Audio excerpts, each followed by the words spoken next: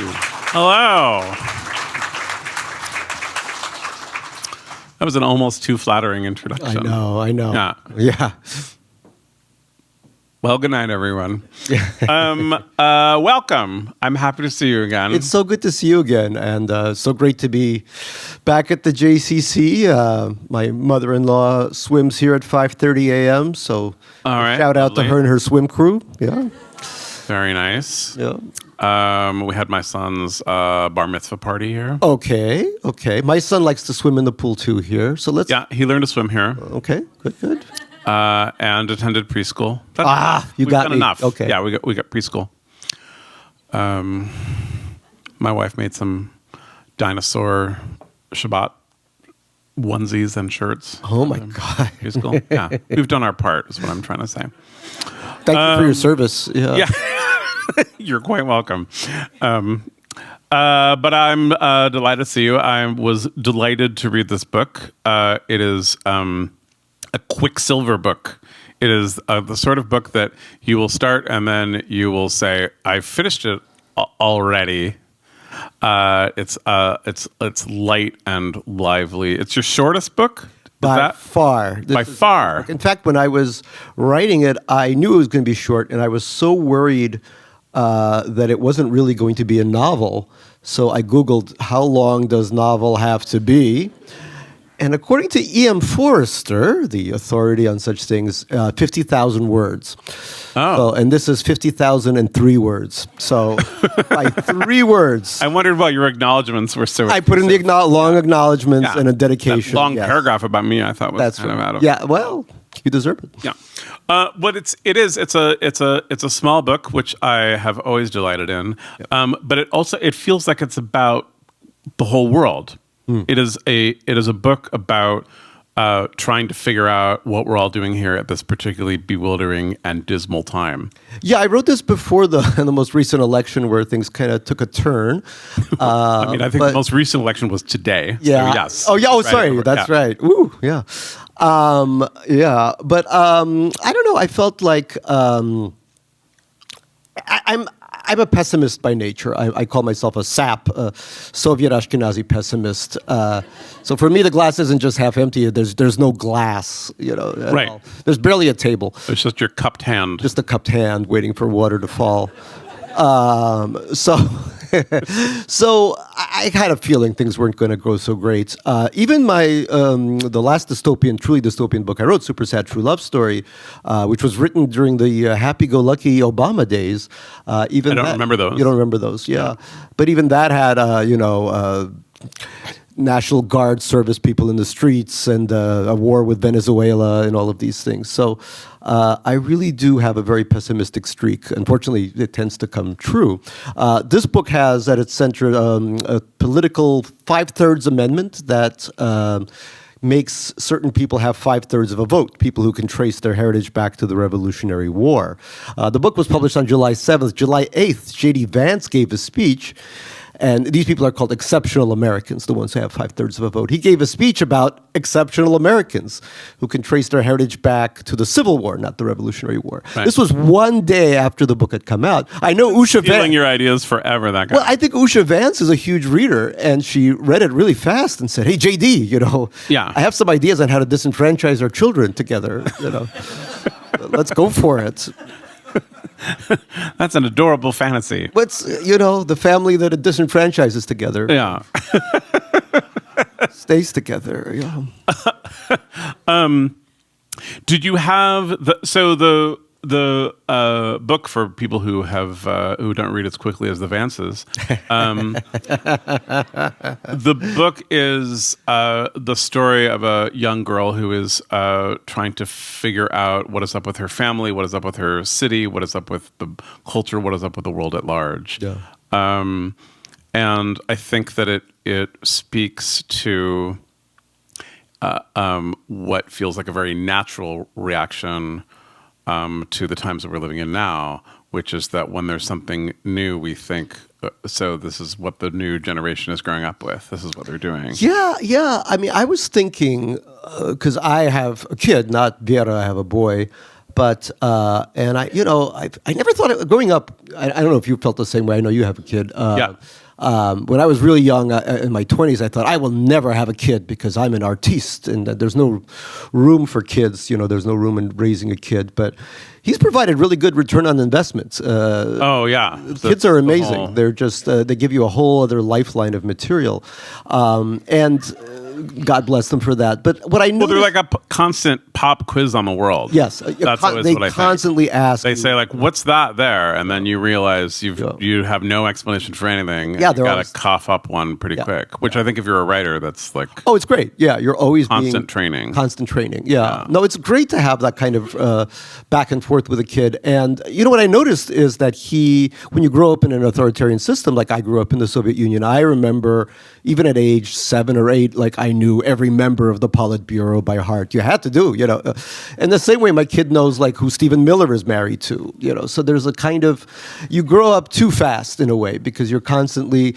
and that it's weird. I think that stain never leaves you. Like you're always part of your childhood. If it was spent under this kind of regime, I think you just come away with this feeling of never quite trusting the world in some ways, or at least never trusting society in some ways. And I thought when I was writing about Vera, for example, she is in a debate club at school, and she is participating. Her job is to argue for this 5/3 amendment, even though as a half Soviet Jewish, half Korean kid, she's obviously not entitled to any of the goodies. But she's so desperate to get a good grade that she argues for her own disenfranchisement. Yeah.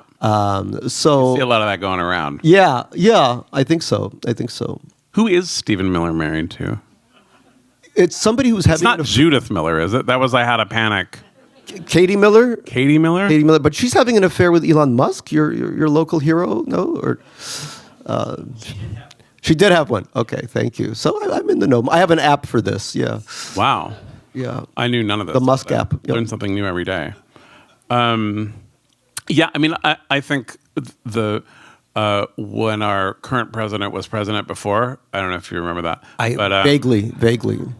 But we spent a lot of time saying, this isn't normal. No. And then I feel that is when my kids started to disbelieve me. Mm-hmm. It was just, he was hitting adolescence anyway. But God. But he was like, it's happening all the time. Here it is. It's happening again. Yeah. No, I've always known people from all over the world where democratic systems failed. And I've spent a lot of time in countries like that because I feel kind of kinship to it, given how I've grown up.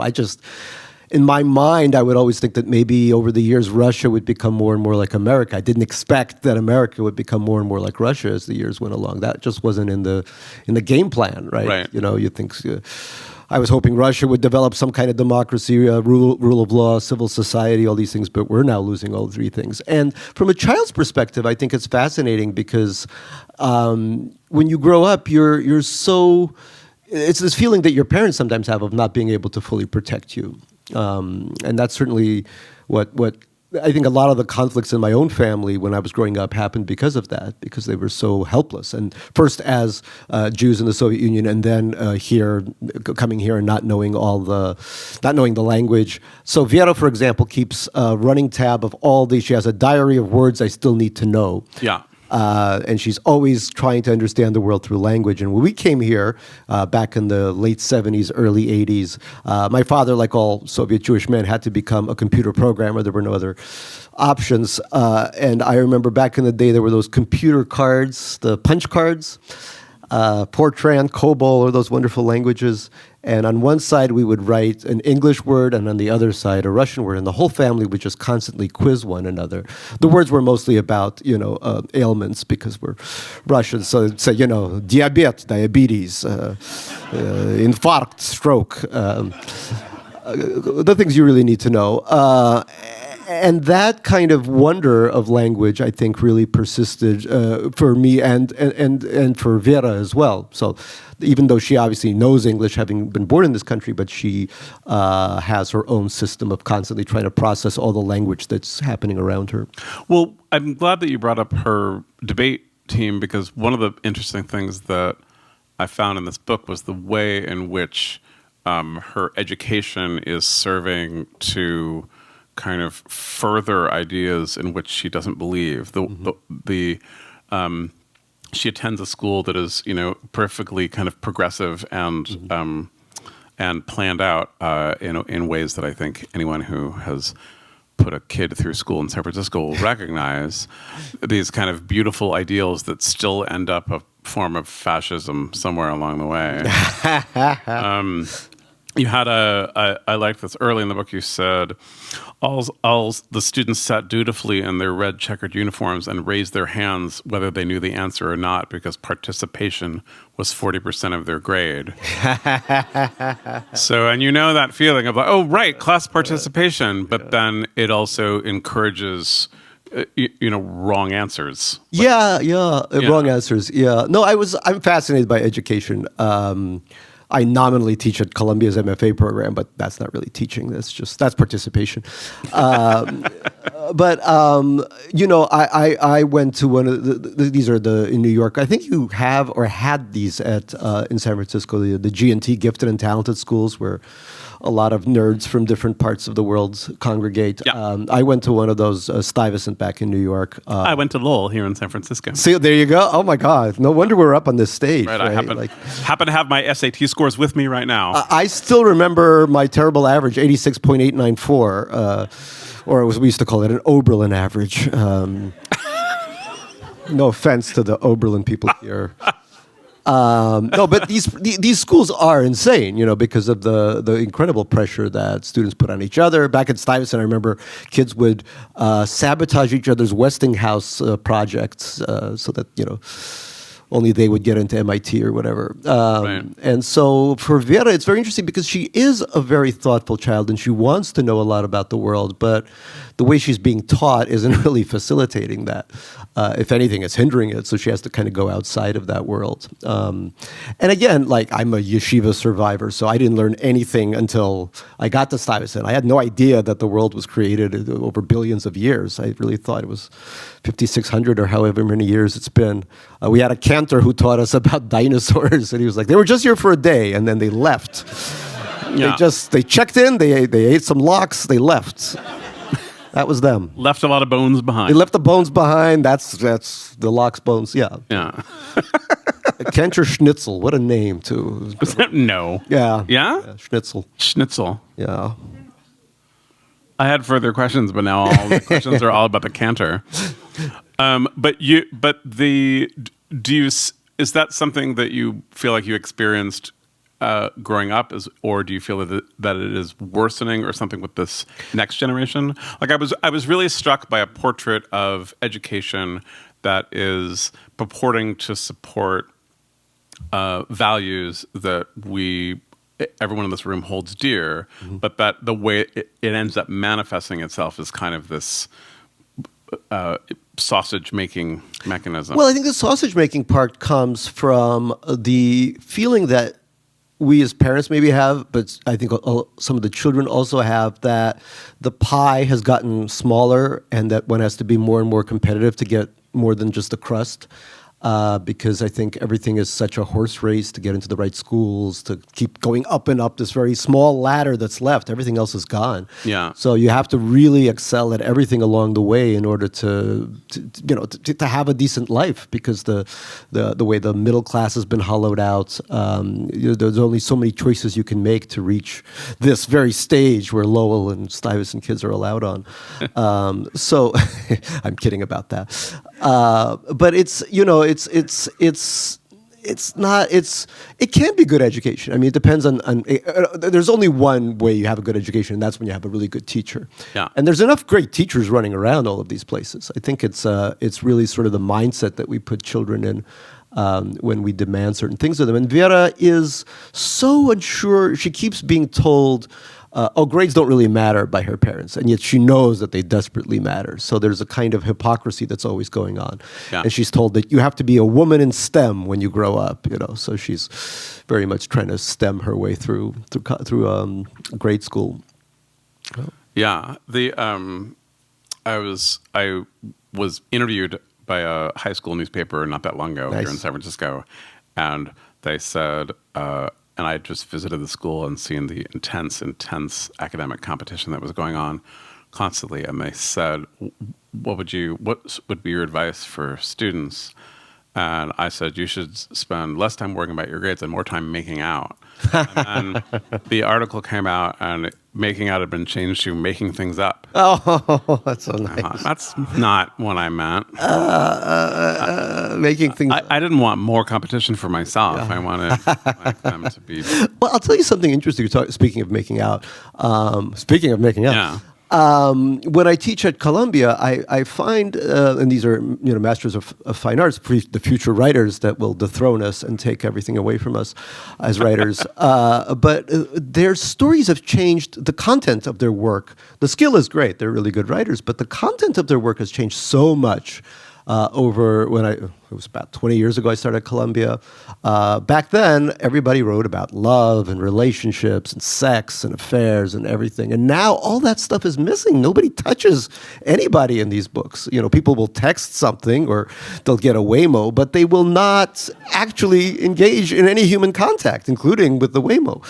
I just took my first Waymo today on the way here, so I feel entitled to talk about it. It's actually the only good technology I've seen in a long time. It's really amazing. On my ride from my house to the airport in New York, the driver had so much smell. It was just so complicated. I was hallucinating by the end. It was just this.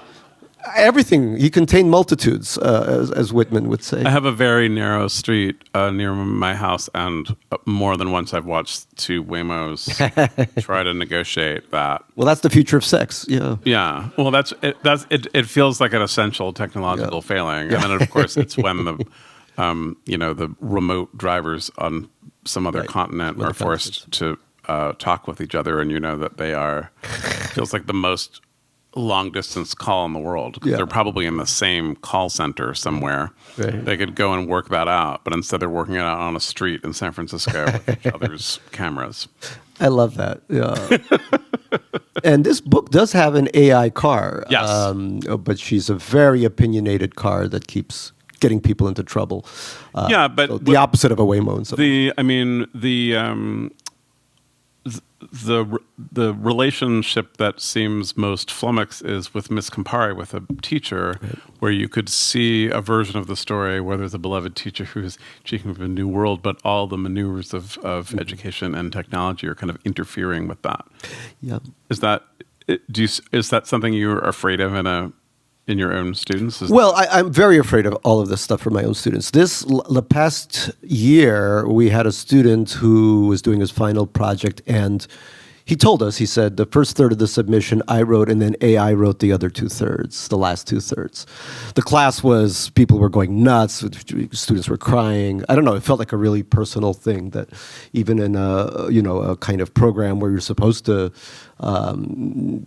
it's human expression, right? But 2/3 of it, because the real problem, I'll tell you, was that the last 2/3 were really good, because the AI had figured out all the good qualities that he had in his work and duplicated those, and also gave the story a kind of backbone, plot-wise. Good writers suck at plot. I think it was Philip Roth who said plot is an embarrassment. Well, not for AI. AI is not embarrassed at all to make a plot. So it was a very strange thing that was happening, where the AI really, I think my sense of that is this, and this is what my TV person in LA says, is that so far they can do a lot of the stuff that TV and film require, so you don't even need that much big of a writer's room, but they can't do humor. This may save us in the end. Right.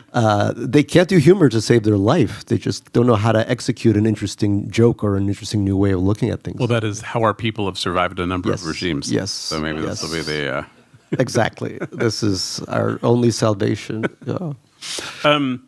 So I've been trying to sort out the press release that accompanied the copy that your publisher sent me from kind of other rumors. But what I heard was that you had just speaking of working quickly and perhaps artificially, you were writing a whole different book. Yeah. And then you wrote this little one, quick and mean instead. Oh, God. This has been happening to me for a while now. I think my first couple of books and then my memoir it really drained all the material that I had coming into writing, because I wanted to, since my first book, I wanted to write about the sort of Soviet Jewish experience. There weren't any other books about that experience back then. This is, 1999.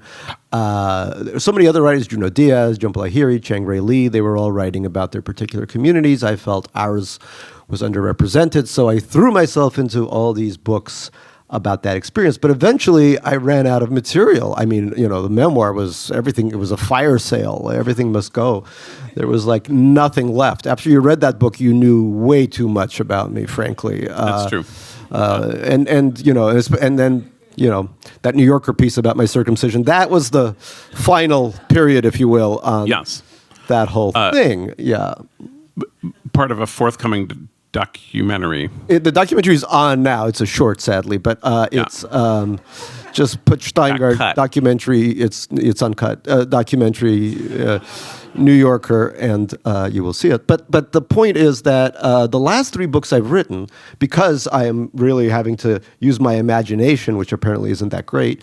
They all began with me writing about 200 pages of a book that I will then bring to my editor. And my editor is this very polite, waspy guy. He'll never say, "Oh, this sucks." He'll say, "Gary, what do you think this book is about?" Which my shrink thinks is a little passive-aggressive, but no. And he'll always take me out. I know this is coming because he'll always take me to like some fancy omasake, omasake. What is that? That sounds like a what I wine need. pairing. Yeah, it's a wine pairing. Omasake. But in any case, I know that things are going off the rails. So I was flying from Tokyo where I was on vacation with my family, and I knew I had a meeting with him, and he had just written, omakase coming up, and I was like, oh God, no. So He took you out to Japanese food after you'd returned from Tokyo? yeah, well, this is our tradition that when the book sucks, we go, if it's good, we go to Wendy's, but so I'm actually looking forward to Wendy's, but no, it wasn't that. So I was flying in, and I was watching Kramer versus Kramer, which one should rewatch all the time. It's just such a great movie. And I remember watching that as a kid when we had just come to America. I was so impressed. I was thinking, wow, they're getting a divorce, but look how nicely they fight. When my parents fought, the house shook. This was like so sweet and gentle. And I was, but as I was watching it, I was thinking, what about this kid, Billy or Bobby or whatever? See, the fact that I can't remember his name, right? It's not a good sign. But the movie was so much about Dustin Hoffman and Meryl Streep that poor Billy/Bobby was really just an afterthought. And then I started thinking, well, there should be more stuff about kids whose parents fight all the time. My parents really fought all the time. And they kept they kept almost getting a divorce.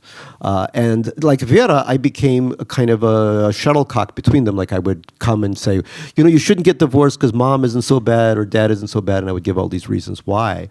And then weirdly enough, they were about to get divorced when I was headed to college. But then the moment they returned home without me, they fell in love and are still married. So Aww. I was thinking, was it me? It was Probably. all these years. Probably it was me. Yeah. And, yeah. When parents get divorced, it's the child's fault. But anyway, by the time I landed in New York, 14 hours later, I had this whole book in my mind, and I thought, if this omakase goes the way it's going to go, I'm going to tell him this book. So I told him, and he said, "Yeah, this sounds like a good idea. You should do that." And my deadline was in 51 days. And I never have missed a deadline. It's the immigrant in me. I just can't miss the deadline. I don't know what'll happen. I don't know.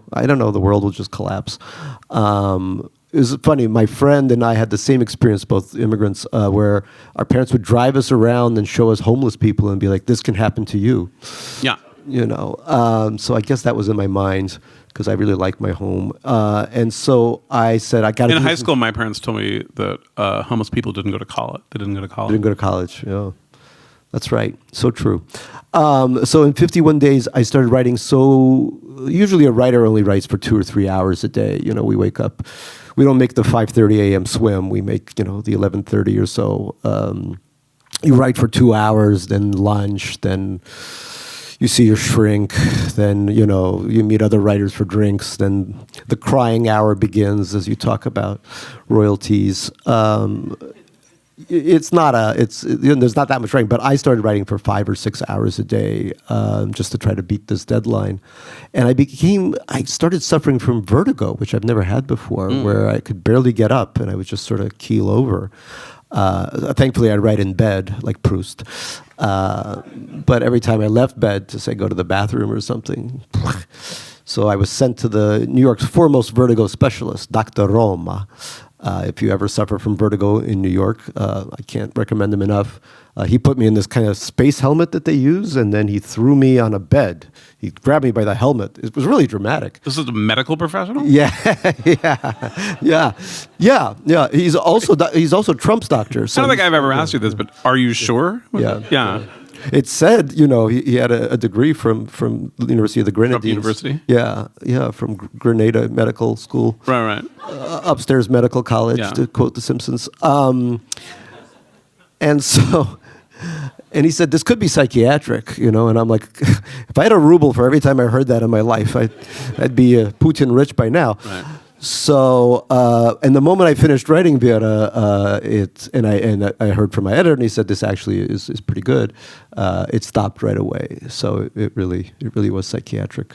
But I will never try to write in 51 days again.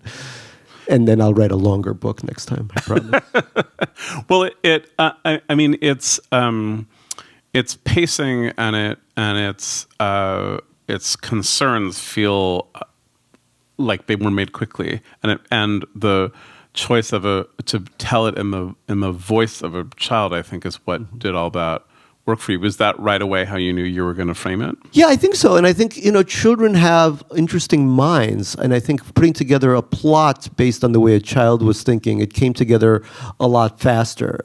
There were certain things she needs to find out. Each chapter of the book is she needed to, and then blank. She needs to do one thing. She needs to keep her family together. She needs to make a friend. She needs to, also a part of the book is her searching for her birth mom, who she doesn't know who she is.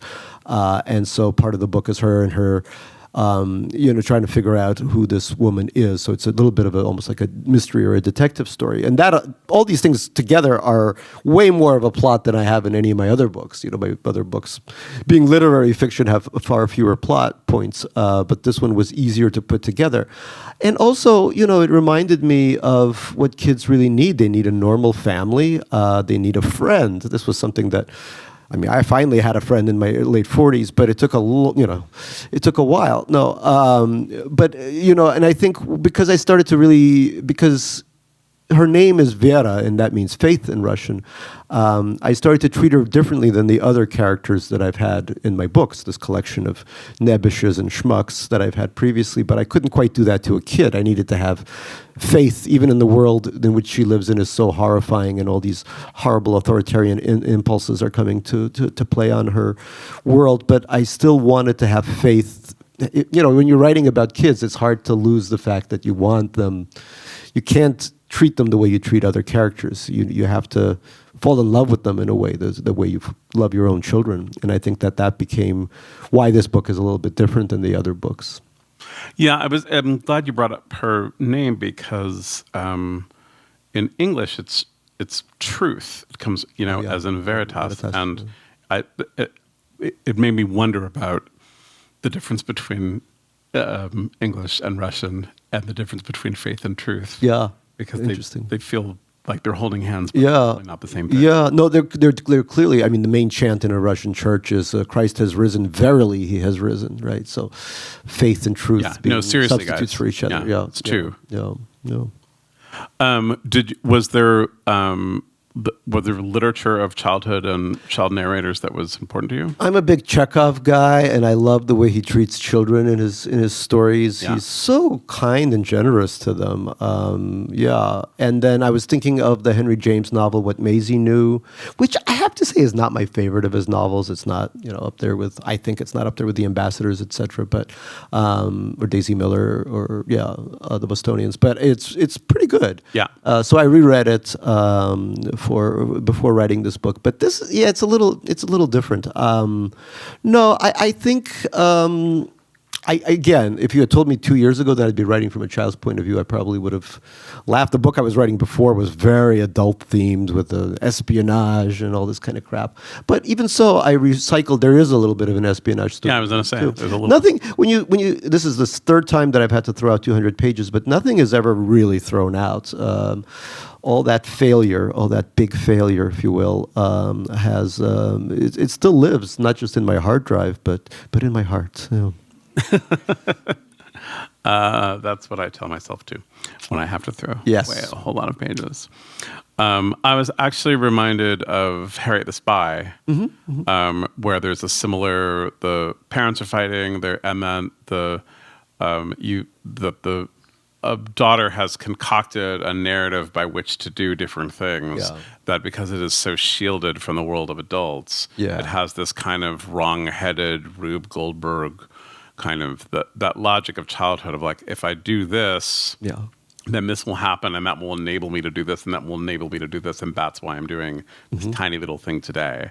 And that even though and it feels like a logical progression, but it isn't.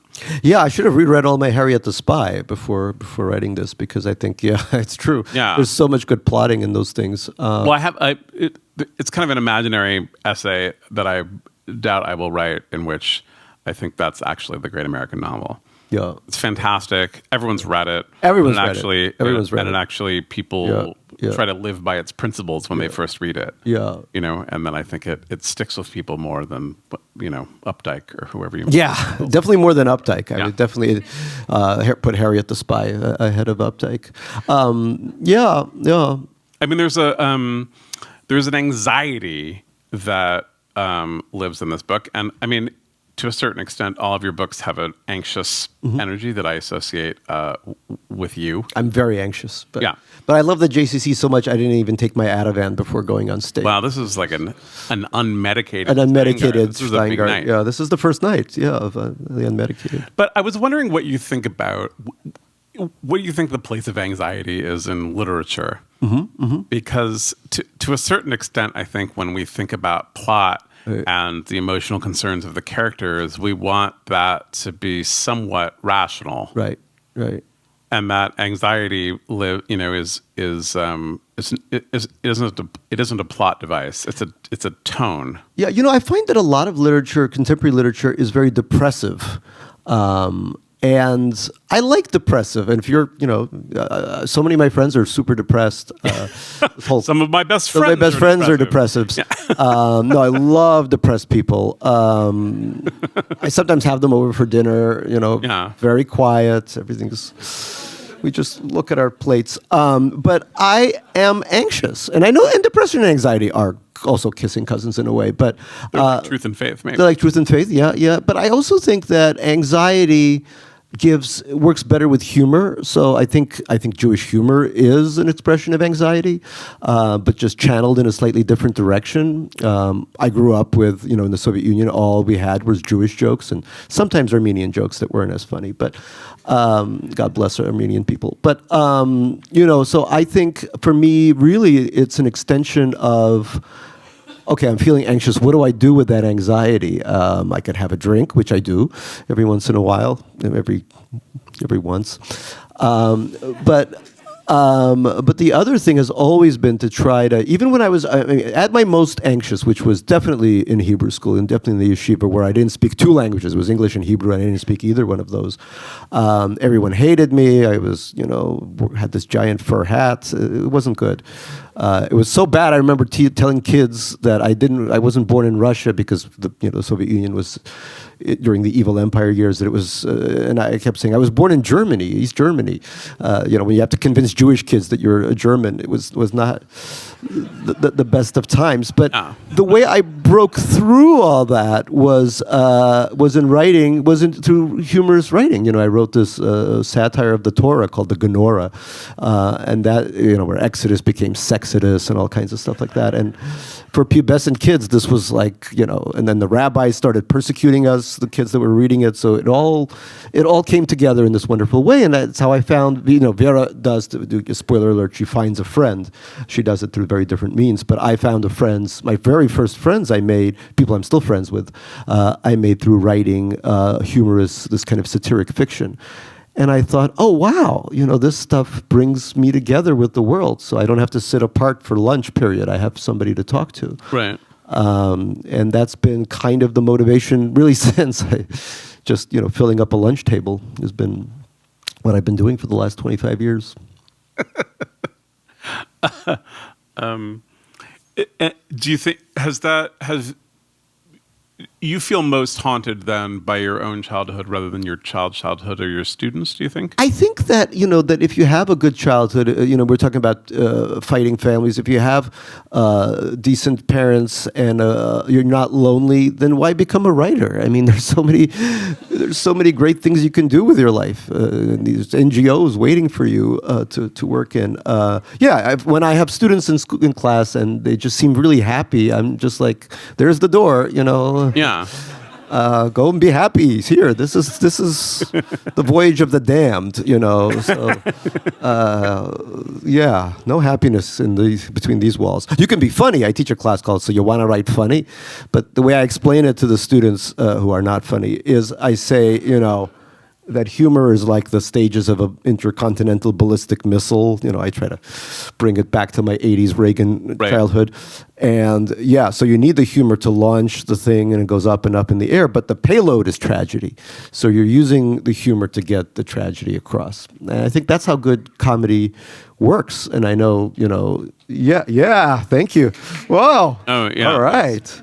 Somebody agrees. Several nuclear engineers in the Yes. Comedy is just, a way of getting the tragedy across. Wow. Thank you. And I was talking to this, our buddy Andy Greer, I was talking with him last night, and he was saying, and you probably agree with this as somebody who's funny, that writing humorously is more difficult in some ways than writing pure pure pathos, because you have to do all the same kind of stuff, but each sentence has to sing and has to torque in a certain way to keep the reader's interest. So that you're working on slightly more levels than maybe we're just trying to make ourselves feel good for choosing comedy as a. It's very hard for me to write something that then doesn't turn out to be funny. But I often think every time I always think, this is the one. It isn't funny. Uh-huh. And then someone reminds me that it is. Yeah. But I think in my head, I just thought, children will just keep suffering over and over again. But it's a little funny. It's funny. Yeah. You're brought to you by children's tears, No, I don't know. I've always loved funny fiction, and so when I, even today, the books that I choose to read are 90% of them have a sense of humor to them. Because if you're gonna, especially today, and especially since we know that this is the only thing AI won't be able to replicate anytime soon, I think humor is of utmost importance.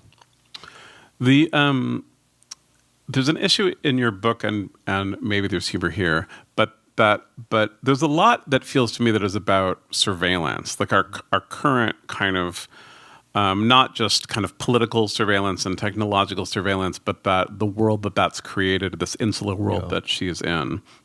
Towards the end of the book, she says that she doesn't want to exist as just words on a document, and I felt that weight of the endless surveillance and evaluation that I fear for in that next generation. Yeah. I recently, for boring reasons, found old, very early publications of mine, and they're not available. Yeah. You have to come over to my house and get in the box if that's what you really want to read. But I thought as a writer of there's so many people who publish things when you're young that are just still up there. That are still up there. Yeah, and they're that's scary. It is scary. No, I really. The more I live, and I guess this happens to everyone who gets older, but boy, we had such a good generation for a while. The things were so good. We didn't know it. I guess we didn't know anything to compare it with, but life was so good. I remember I had a big coat and I had a book in the pocket of it. Remember, people did that, like a paperback. And you could always take it out. Instead of your phone, which you have now, you would take out a book and just read it. Sadly, the book was always The Art of Motorcycle Maintenance. But right. You can't win them all. You can't win them all. No. But yes, like I know where my kid is at all times now. He's tagged, like a puppy. He's got a tag in him. Actually, he keeps losing his backpack, so I know where his backpack is. It's at the Board of Education in Brooklyn. But all of that is scary, and it creates strange relationships. It creates what we were talking about before. A fear of surveillance is a fear of an authoritarian state because you never know who has that information. And so I don't know. Today I took a ride in a Waymo. Who knows where I went? Who can track me from the Kabuki Hotel, highly recommended, to the JCC. Right. I don't know. I don't know if that information will live forever. I guess it will because we're being recorded here. So, hi. But I think almost every level of our life is now a matter of public record. I thought of it somewhat sentimentally with Green Apple Books because I grew up in San Francisco, and I took many bus rides from the Richmond to where I grew up near West Portal, and Green Apple Books was part of that experience. I would have a paperback, and if I finished it while waiting for the bus, I would, with some negotiation, try to sell it to Green Apple. No, so I could get another one. Oh my God. And as a result, I read a lot of things that were cheap. They were just cheap old paperbacks because that's what was affordable, and it was often, the bus is going to come in a few minutes, and if I missed the bus because I was haggling over the next book that I had to read while waiting for the bus, my parents weren't pleased with that. But those were precisely the kind of lost times of childhood and the serendipity. Yeah. Reading was the thing to do, and then these were the books that were put in front of me. No one was minding them. It just whatever looked cool. I read The Master and Margarita because it sounded like sexual, like a master margarita. Yeah. A and little I less. have a very clear memory of.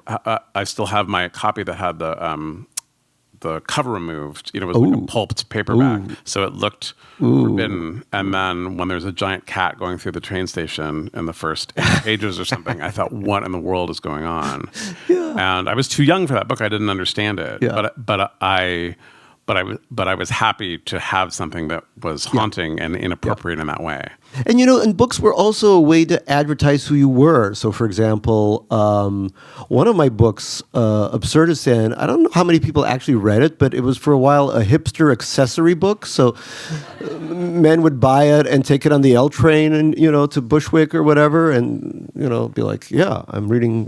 Look at that. We sold 100,000 copies that way. I was really, really pleased. But now that doesn't happen. That's a lot of hipsters. It's a lot of hipsters. I think you might settle the fact that some people read the book. No, I don't think 100,000 copies. There's not 100,000 hipsters. There are, of course. Yeah, there's licenses they have to take. There was a test. But no, it was. But now, or you'd go to somebody. Let's say you were dating, and you'd go to somebody's apartment, and you'd look at their bookshelf, and it'd be like, oh, so you like Glenn Beck? Interesting. Right. So you could really ascertain. Or Henry Miller, you're very randy. But all that, there's obviously doesn't quite exist in the same way. And especially I miss on the subways. I miss seeing people reading books on subways because it was such a sweet way of knowing who they were.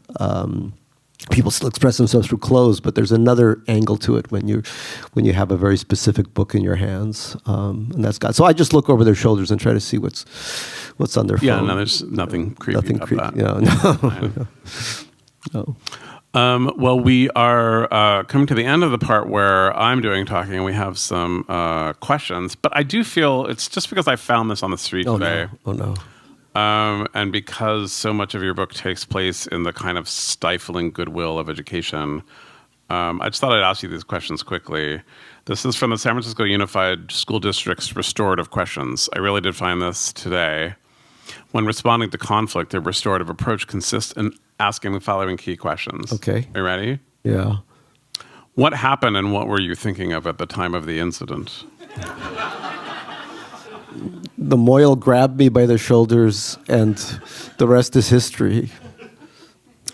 What have you thought about since? Ouch. Who has been affected by what happened and how? My wife, in the usual ways. What about this has been the hardest for you? That's the wrong way to phrase it. Yeah. what about this has been the most difficult for you? And what do you think needs to be done to make things as right as possible? Some kind of restitution. Yeah. Yeah. Thank you. All right. No, certainly. I just thought Yeah. I found this and it seemed too providential to ignore. But also we have the makings of a cocktail. Oh, nice. For books that I particularly enjoy and for authors that I get to share a stage with, I enjoy making a cocktail with this. This is so great. Thank you. Cocktail case that was Oh my God. given to me by the much missed Sydney Goldstein. Oh. This case. She used to run City Arts and Lectures, where I know you've been. Oh, I love that place too. Yeah. So for those of you who brought your own cocktail kits, you'll learn how to Yeah. This is so exciting. See, this doesn't happen in other cities I go to. Oh my God. You know, I interviewed years ago Carl Ove Knausgaard, and I did a cocktail for him on stage. And as we left the stage, and he's a perfectly nice man, and I admire a lot. But as we left the stage, he said, "That's the most disgusting thing I've ever." In that Scandinavian way, where you know, I was like, "Good one." Yeah. Oh, I knew- Knausgaard. Oh my God. That's a struggle. All right, so. I got what you're doing there. Beluga, the finest vodka, the whale of vodka. This is exciting. Oh my God. I haven't had a drink in hours. I can't. Yeah. Yeah. So to make the Vera or Faith, you start with some noble. It says on the packaging, red Noble. vodka. Yeah. Oh God. Hopefully not sanctioned, but yeah, okay. Yeah. And then in homage to Miss Campari, Oh yes, there's a Miss Campari in the novel. Campari element. Ooh. I've always learned that Campari is made from the hull. It's always said to me, it's made from the hulls of dead insects. And the word dead makes me think it's not true. Because you wouldn't say that. You wouldn't have to say dead. Oh my God. Right? Like, what's a hamburger made of? Cow. You don't have to say dead cow because you see it there. It's you know it's dead. So when they always say, like, oh, you know, Campari is made from the hulls of dead insects, I think. The hull? Dead? The hull? Everything about it doesn't sound quite right. Which AI are you using for, which chatbot are you listening to? This doesn't sound right. No, it's always like some show off whenever I have Campari says. Oh, yeah. The hulls of Oh, dead yeah, insects. And I think, yeah. like, Oh my God, what's this? and this is Benedictine because it was written so quickly in a kind of monastic state. But I thought a little Benedictine would be nice. My God, this sounds so amazing. We'll see. But you know, I'm not Knausgaard. I'm not going to be. Yeah, right. You won't tell me if you don't like it. Yeah, no, That's of what's course so not. nice about you. Yeah. And then because there's a Korean element in these Oh? books, there's a little bit of Korean spice. Huh. Yeah, I test drove a couple cocktails Oh my gosh. at lunch today, You got. Yeah. and I'm pretty sure I remember that one was the best. Oh my God. It literally says Korean spice on it. Yeah, Incredible. that's decanted from its original Korean packaging, which was too fragile and also incomprehensible for me. For I you. was a big For you. Korean, I'm Yes. sure. Yes. And 60 million people can comprehend it. Exciting. Wow.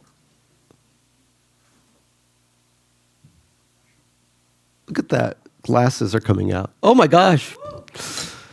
All right, so I will commence shaking, and if you have a question indicated by what system shall we use, raise your hand. Remember, participation is 40% 40% of your grade. Yeah.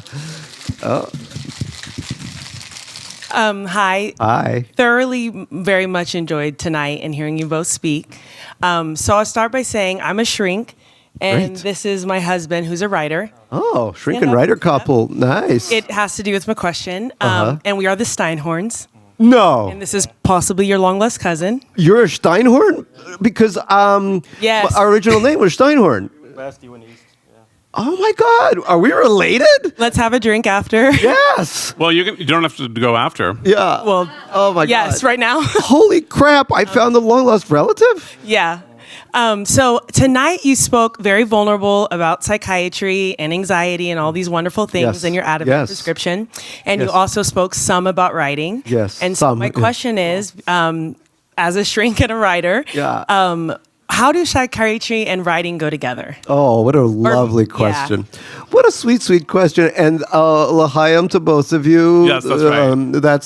This really is good, my friend. I wouldn't lie. It's really good. Not bad. It's, yeah, thank you. Yes. Cheers. To Vera or Faith in bookstores now. If you're a faith, yes, in the back of the room. Wow. So I'm still trying to get over the idea that a long lost relative might be in the audience. Because we sound exactly. We have the same kind of nasally. Yeah. Because all Steinhorns Wow. are kind of alike. That feels like yeah. an indiscreet comment from a psychiatrist. That's true. You will not believe this guy. Patient spouse confidentiality Yeah. laws. Yeah. Talk about paranoid. Yeah. Yeah. I've always, I think every writer has to have a shrink. There's no way around that. You don't have a shrink? No. This is a little suspect. Yeah. I agree. We're gonna. You just found yourself a new patient because I think. Yeah. Or go to psychiatry.com. Yeah. Slash fiction writer discount. Fiction writer Yeah. discount. I think without my first shrink, I would have never published my first book because I was so scared to do so because the book was very personal, even though it was a comedic book, Russian debutantes, whatever, something. But I started seeing a psychiatrist and he was the one that convinced me to send the book out. So, I probably wouldn't even be here today if it wasn't for the magic of psychiatry. How old were you when you first had a psychiatrist? I was, I'm trying to do math, 1999 minus 72 equals 27, maybe even a little earlier, maybe 25 around then.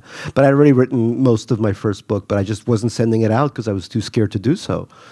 And so I remember, and I'm sure you're not this kind of psychiatrist. And now I do have a psychiatrist who is, I can't remember the school he belongs to, but it's a very modern school. But this fellow was at Lowell High School. He was a real Freudian. So we're talking about lying on the couch, and then he sits behind you.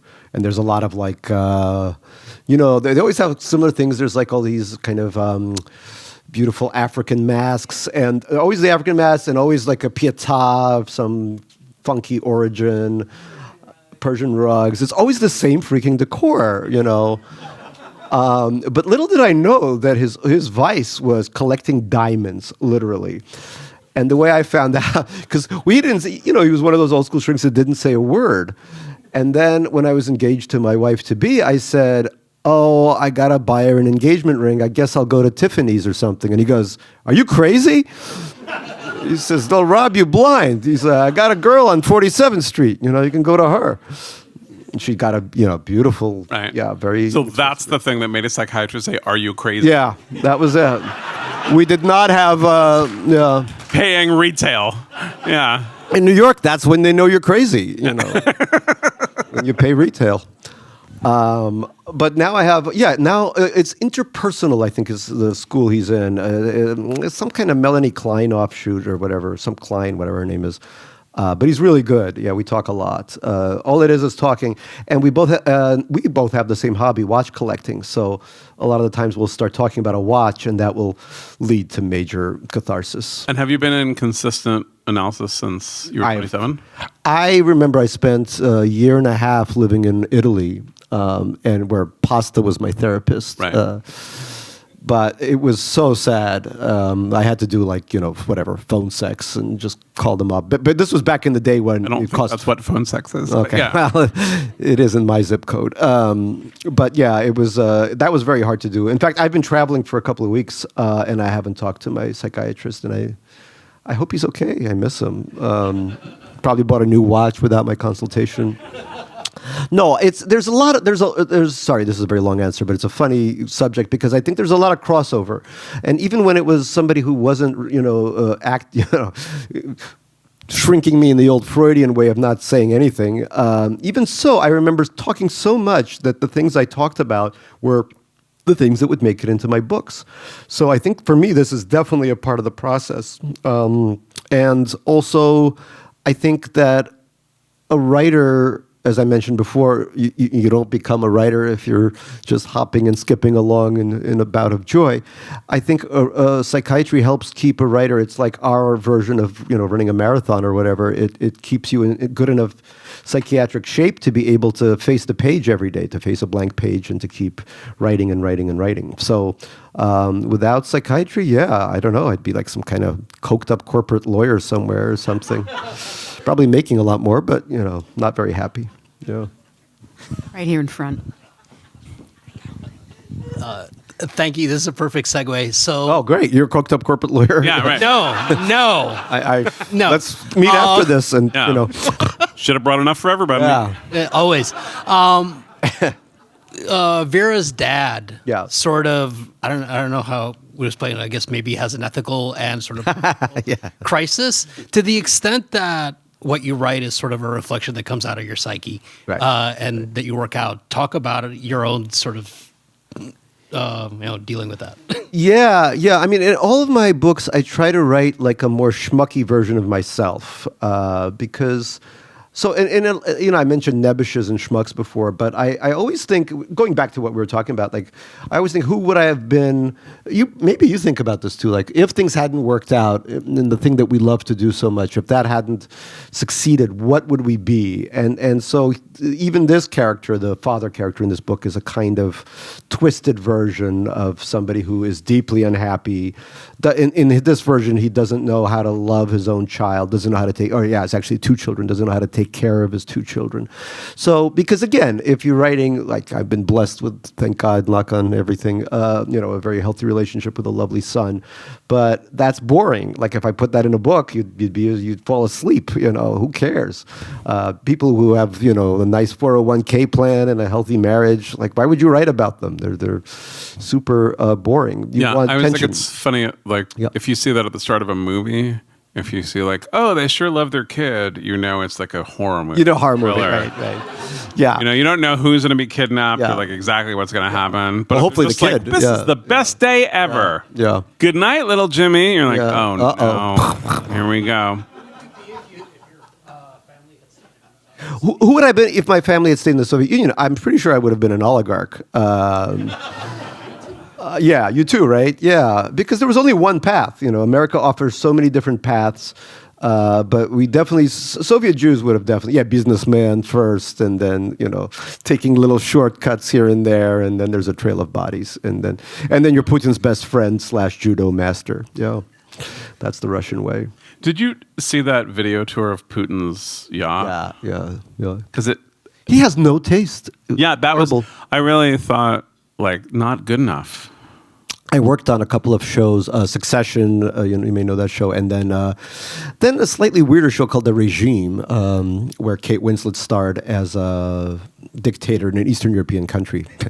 Guess why I got chosen for that project? But I remember just saying no taste, like everything has to have no taste. Any other? Oh.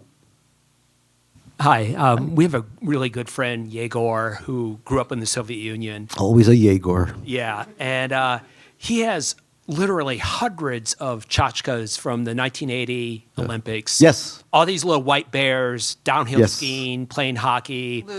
Luge. Big game. Yeah. And it's wonderful, and he's very proud of all this. But do you have any objects, let's say, that from the Soviet? Oh my God, yeah. The biggest thing, you were only allowed to take so much money out of the Soviet Union when we left.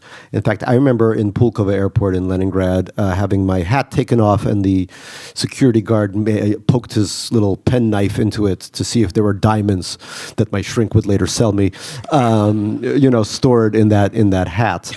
But my parents brought over all this Soviet furniture. Not just Soviet, but Romanian, Hungarian, the whole Soviet bloc, which they still have in their home. And I don't want to think ever of their demise because I love them, but one day I will be the inheritor of acres of this weird kind of gleaming, neat. I don't even know how to describe it. It's not tasteless or tasteful. It's like its own crazy thing. It's like seeing Soviet architecture come to life.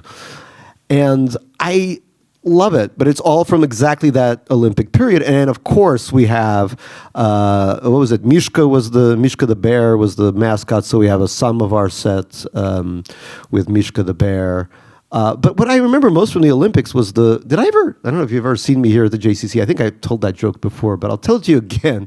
I can't stop telling this joke because it's from the 1980 Olympics. And the joke is this, that Brezhnev has to give the opening speech to the Olympics, but he's completely senile and basically half dead at this point. 1980, he died like a year later. So Brezhnev climbs onto the stage. He's given the speech he has to give for the Olympics, and he starts to read the speech.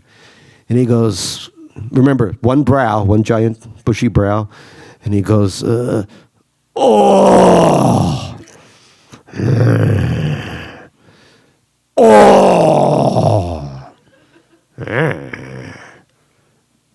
oh. And his assistant runs up and says, Comrade General Secretary, those are the Olympic rings.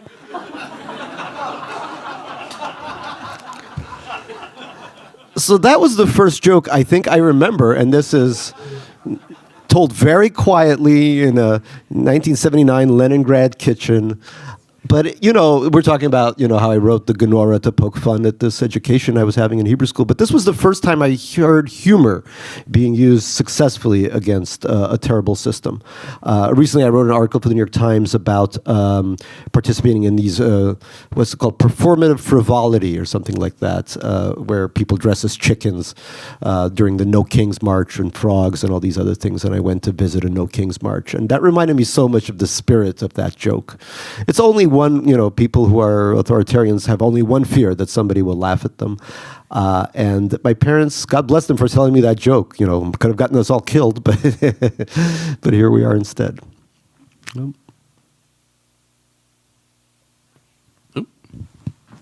This is so good. I mean, I'm Right, it's pretty good. It's really, really good. Vera, she'll like this in 7 years. Yeah, no, it's perfect for a 10-year-old girl. Yeah. Thank you. Because it's free. Yeah, it's a little fruity and sugary. Yeah, they love Campari. Yeah. You wrote a great piece. I think it was last year about your experience on a cruise Yes. ship. Yeah. And Thank you. I would love to hear you just reflect on that, and also any ideas to turn that into a longer piece. Yeah, thank you. That's a great question. Thank you so much. Thank you for reading that. That was I think it was the most read magazine piece of that year, other than CNN and other quasi whatever. But that piece happened because I had seen a photo of that ship before it sailed, and I posted on Twitter. I will never call it X. I posted on Twitter, I said, if anybody wants to send me on this cruise, please specify the level of sarcasm required. And in 3 seconds, the Atlantic had called, and it was like 11. And everything was sold out. The only thing left was a $19,000 so-called suite. It was really like... I hate it when that happens. No. It looked like shit. It was the most... it looked like a Marriott hotel in, Cuyahoga Heights, Ohio. Looking out onto a mall, not even the sea. I didn't have a sea view. But it was the 8 most miserable days of my life. It was kind of like reliving immigration because I couldn't speak the language of everyone on board, which was football. That was the only topic that was allowed on board. And people were reading literature, but it was, like The Real Dr. Fauci by John R.F. Kennedy Jr. That was the only book allowed on the ship. They confiscated. Everything else was samizdat, But it wrote itself because everything everybody was saying to me was so insane, and it's also a cult. And after the book was published, there were death threats. People would call me at night and be like, I know where you live. I'm like, I don't think you do, I don't think you know that much. But it was really incredible. It was, it really brought a lot of emotion to the fore because it was, it wasn't like a classist piece because the people on board were, I think, fairly rich. This isn't cheap. But it was the level of sort of cultish behavior. I remember one gentleman, when he got on the ship, and the ship basically is a mall. That's all it is. It's a mall, there's Starbucks, there's all this other crap. he gets on the ship, the world's largest ship, and he fell on his knees and kissed the ground, the way some people do when they visit Israel or the Vatican for the first time. But this was his Mecca, And I was thinking, holy shit, this is so disturbing. This is the most disturbing thing I've ever seen. And then 8 days of this, and I remember we landed in St. Kitts, and I called my editor at The Atlantic, and I said, look, I have enough material, 4 days. There's a flight, $294 that can fly back to New York. And he said, get back on the ship, sailor. And then I would get all these funny tweets back. So Joyce Carol Oates wrote back, and she says, because I posted a picture of me wearing my daddy's little meatball T-shirt. And she writes back, she's like, Gary, what's the library like on this ship? And I'm like, JCO, are you kidding me? She's like, because I went on I was about to say the Titanic, the QE2, and they had a beautiful library. I'm like, don't even start here, But yes, and I will. So next year I'm coming out with a collection of essays. I've been writing essays for the last 20 years called The Sensualist, and it's my love of martinis, my love of capybaras, the world's largest rodents, and this horrifying cruise piece is going to be in as an example of the things I hate. That's a great piece. Oh, thank you. Thank you. Yeah. Thank you.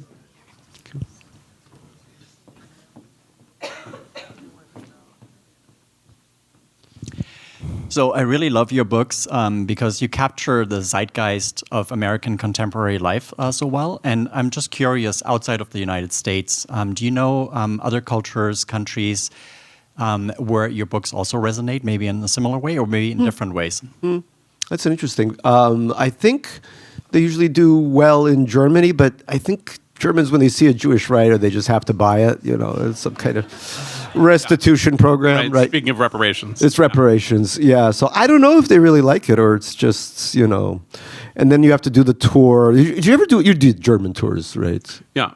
And it's like a 2-hour reading. It's the opposite of this. Or 2.5 hours, and then an actor reads your book, and then you have to read the book, and then the questions are like, they're German, so it's quite yeah. So in page 23 of this book, the character is wearing a green sweater, but on 46 is brown. So is this magical realism?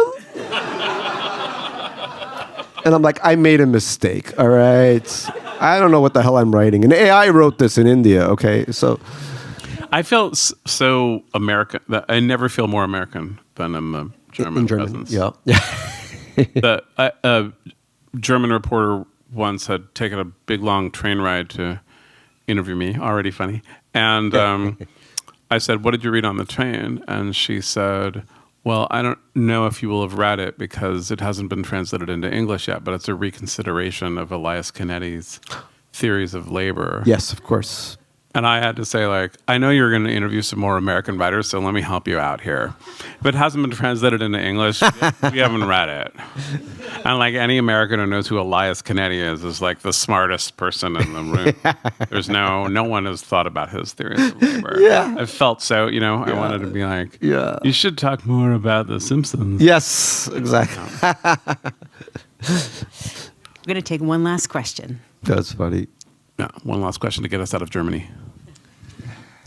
How did your purchase of that bespoke suit affect what you shop for and what you wear now? And when did you last wear that suit? Oh, thank you. No. Well, that's a great question. That'll be an essentialist. That's an essentialist for sure. So this question ties in with the previous question because I really came back so disturbed from that cruise piece, and both my shrinks were now working overtime. The shrink that prescribes and the shrink that counsels. There was social workers were being flown in from Park Slope. It was a whole. It took a village, really, to help me recover from that. But then, and I said to the editors at The Atlantic, I'm like, you've really messed me up, And they said, well, how can we make it better? And The Atlantic is now owned by Steve Jobs' widow, so there's a bit of a budget going on there, as opposed to, say, Condé Nast, which is basically broke. So I said, I've always wanted to own a suit, but it has to be the finest suit in the world. with the finest shoes. This is really funny because I really rarely wore a suit before this. My wife had me buy a suit for our wedding, obviously, my first suit. I had a bar mitzvah suit, sorry, that was my second suit. say. No, I had a bar mitzvah suit. I remember I was so, because my grandmother was still alive back then, and she fed me 7 Klondike bars per meal, and it was a husky suit. They had to be... Yeah, it was big. And so, but for this piece, I decided that to find the perfect suit, I had to first go to Italy with my friend who runs a clothing store and find the perfect fabric. And then we had to go to Hong Kong to find the perfect shirt. And then we had to go to Japan now has the world's best tailor, Taylor Cade, Yamamoto-san, who measured me for hours. Apparently I have a really weird body, which, you would expect given everything else. I have something called mom's posture, which often happens when women breastfeed a child. They bend over a little bit. But here I'm breastfeeding my phone. And so all these measurements had to be taken. And then we found a guy who made shoes out of a camel or something. God bless Japan. He also was like, would you like elephant? I'm like, well, I don't think we want to shoot an elephant for my shoes. And he's like, it's possible. Yeah, they already shot him. Yeah. But when I put the suit on, I felt like a whole different person. It was really incredible. I went to the hardest place to find a reservation in Manhattan without a reservation. And I just said, can I have a reservation? And they're like, of course. Would you like the bar or the dining room? And I thought, oh, so that's how it's done. All the questions posed by immigration were answered through this, $13,000 worth of suit. So I wear it still. That was the last part of your question. I even joined a club in Manhattan so that I could wear it to this thing. And now I want to wear it more, so I may take a job on Wall Street. I don't know. But I'm so happy. You'll be an oligarch yet. I'll be an oligarch yet, yes. Me and you will form a capital group. I wear it like I hate weddings, but now I'm like, ooh, wedding, or even a funeral. I'm like, ooh, funeral, anything to put this suit on. And then there's a very sensuous, we're talking about the sensuous, there's a very sensuous aspect to this. So I remember when Yamamoto-san was tying my tie. I don't even know how to tie a tie because I've never worn it. And he put sort of his finger in the middle of the tie, and he's like, we're going to make a dimple. And he made this dimple, using his finger so that the tie, it looks like this a little bit. And I thought, wow, this is just an incredible, just to have somebody tie a tie around me and to, do all these different things. It was really an incredible experience. So now, yeah, I've always dressed like garbage. Like I've never cared. It was, I'd go to some thrift store and buy some polyester stuff that would make me sweat even more than I naturally do as a fur ball. But when you find fabric like this, and it was the finest fabric in Italy, we went all over looking for it. It makes me happy. The world's falling apart, but I have a suit. Yeah. Yeah. Let's end on that. All right. So it's